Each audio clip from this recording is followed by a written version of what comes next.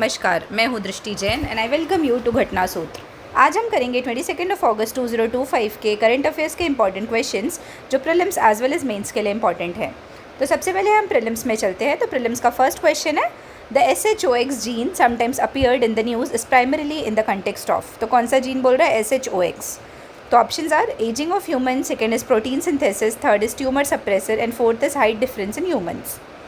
तो इसका correct answer क्या है? SHOX किससे रिलेटेड है? हाइट डिफरेंस इन ह्यूमन से। बस इतना ही याद रखना है, कौन सा क्रोमोसोम है ये सब नहीं याद रखना है, सिर्फ the correct answer is height difference in humans.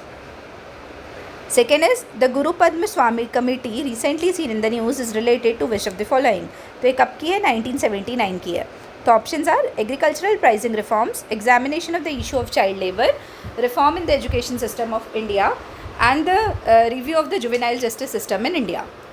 So the correct answer is examination of the issue of child labour. तो क्या देखो, अब गुरु पद्म स्वामी है तो अब इसको कैसे याद रखोगे? गुरु और शिष्य, तो शिष्य इज चाइल्ड, तो चाइल्ड लेबर से एसोसिएटेड है, ठीक है। Examination of issue of child labour.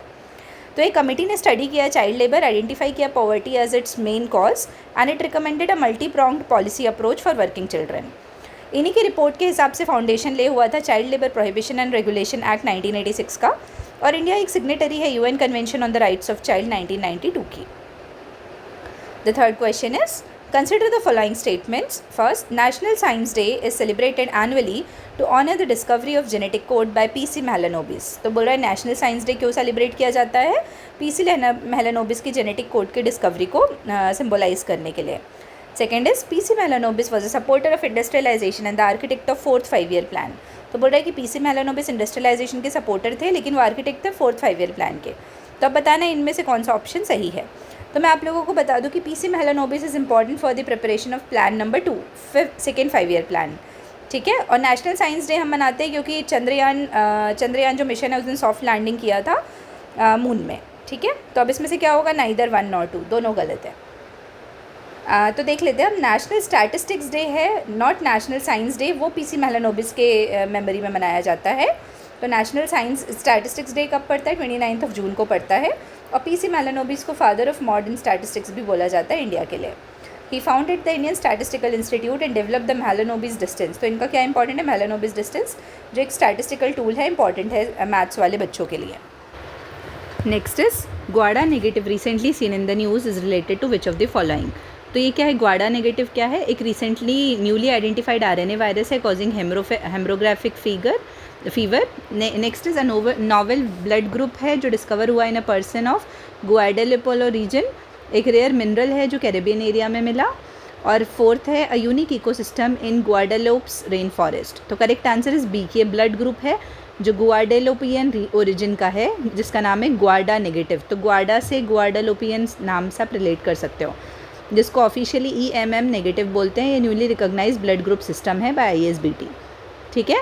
Next is question number 5, operation spider's web recently seen in the news has been conducted by which of the following countries. तो operation spider webs कौन सी country ने कराया है? तो options are Russia, Israel, Ukraine, Yemen. तो correct answer is Ukraine. किसने कराया है? यूक्रेन ने।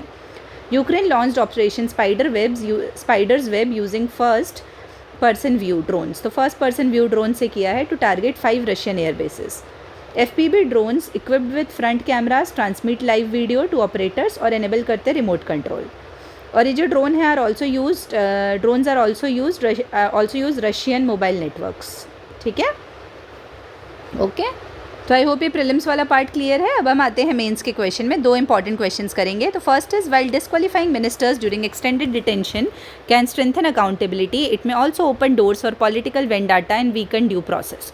तो बोल रहा है कि जब हम मिनिस्टर्स को डिस्क्वालीफाई करेंगे एक्सटेंडेड डिटेंशन के टाइम तो वो अकाउंटेबिलिटी तो स्ट्रेंथन करेगा, लेकिन ये पॉलिटिकल वेंडाटा और वीकन भी कर सकता है ड्यू प्रोसेस को। तो इसको हमको डिस्कस करना है।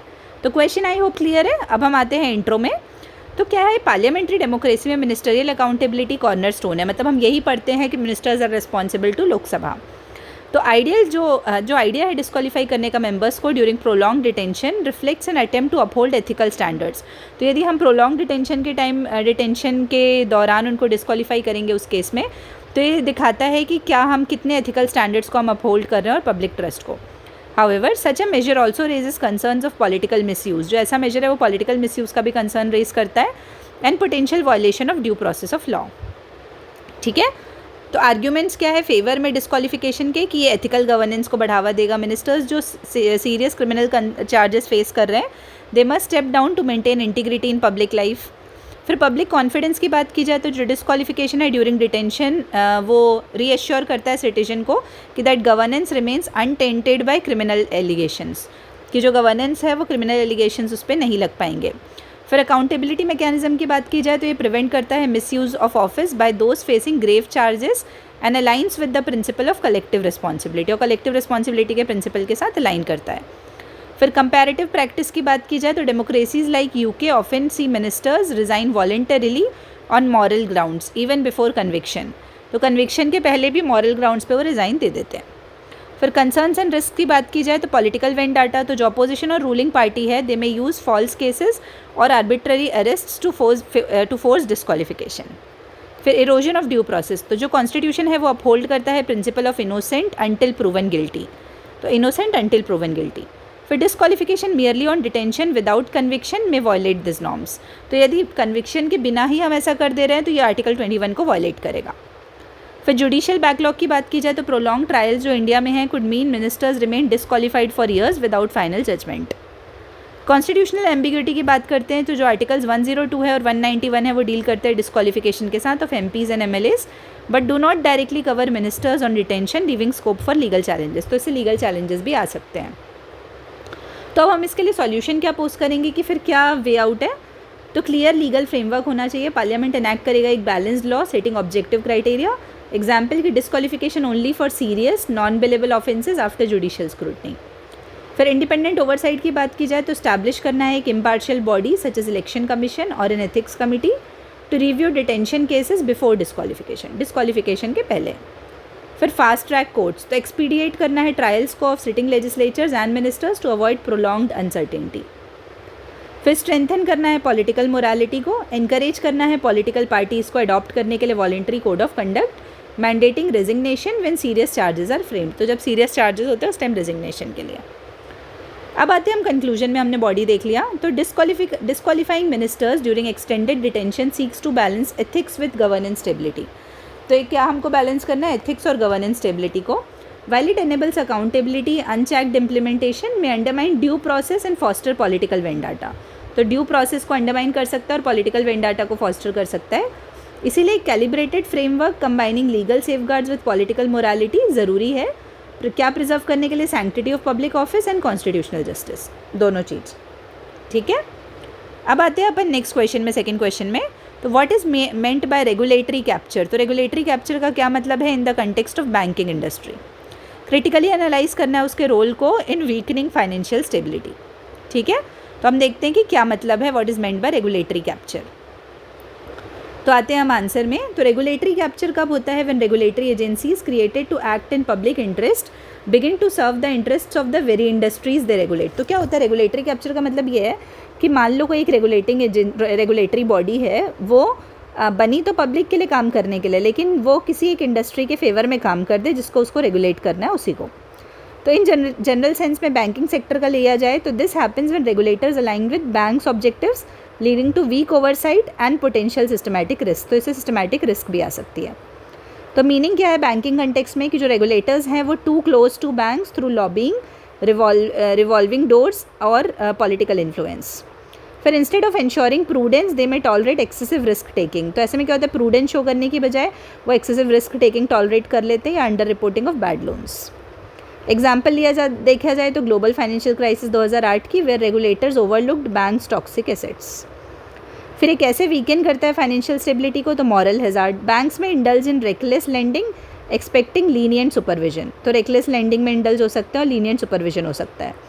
फिर एसेट क्वालिटी डिटेरियोरेशन की बात की जाए तो hidden NPAs and poor provisioning Erode करते हैं ट्रस्ट को फाइनेंशियल सिस्टम में। ठीक है, फिर सिस्टमैटिक रिस्क की बात की जाए तो failure of one large bank and trigger contagion in the economy, जैसे होता है ना कि एक बैंक फेल होगा तो वैसे रिपल इफेक्ट होता जाता है। फिर इरोजन होगा पब्लिक ट्रस्ट का, perception that banks are too big to fail undermine credibility of both regulators and institutions, तो रेगुलेटर्स और इंस्टीट्यूशंस दोनों की क्रेडिबिलिटी अंडरमाइन होती है। इंडिया के एक्सपीरियंस की बात की जाए तो IL&FS जो क्राइसिस है and delays in recognising stressed assets reflect करता है रेगुलेटरी लीनियंसी को। अब काउंटर व्यू की बात करते हैं। जो रेगुलेटर्स है वो चैलेंज फेस करते बैलेंस करने में फाइनेंशियल इनोवेशन और प्रूडेंस को। फिर ओवर रेगुलेशन है वो स्टिफल कर सकता है क्रेडिट ग्रोथ को और इनोवेशन को फिनटेक में। पोस्ट 2008 रिफॉर्म्स की बात की जाए तो जैसे Basel 3 norms, PCA framework, PCA का आपको पता है ना, prompt corrective action framework RBI का, और जो इंडिपेंडेंट बोर्ड्स हैं वो सीख करते करेक्ट करने के लिए ये सब चीज़ों को।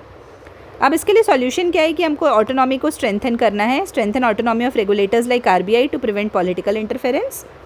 ट्रांसपेरेंसी मैकेनिज्म्स लाना है, regular publication of stress assets and audit findings. Accountability of regulators चाहिए, जैसे independent parliamentary committees to review regulatory performance. फिर कैपेसिटी बिल्डिंग, जिसमें हमको इक्विप करना है रेगुलेटर्स को with expertise in fintech, AI और global banking practices. Strict conflict of interest rules चाहिए, जिसमें कूलिंग ऑफ पीरियड होगा ऑफिशियल्स के लिए moving between regulatory agencies and banks. ठीक है, अब इसका कंक्लूजन क्या है कि रेगुलेटरी कैप्चर इन बैंकिंग क्या इरोड करता है, प्रूडेंस को, ट्रस्ट को और सिस्टमैटिक रेजिलियंस को। While complete elimination is difficult, ensuring independent, accountable और transparent regulation is essential to safeguard financial stability. तो जब हम इंडिपेंडेंट, अकाउंटेबल और ट्रांसपेरेंट रेगुलेशन लाएंगे तभी फाइनेंशियल स्टेबिलिटी सेफगार्ड हो सकती है। ठीक है, तो आई होप ये क्लियर है। अब हम कल मिलेंगे 23 अगस्त 2025 के करंट अफेयर्स के साथ मॉर्निंग में। तब तक के लिए आप सभी को बहुत बहुत धन्यवाद and all the very best. Thank you.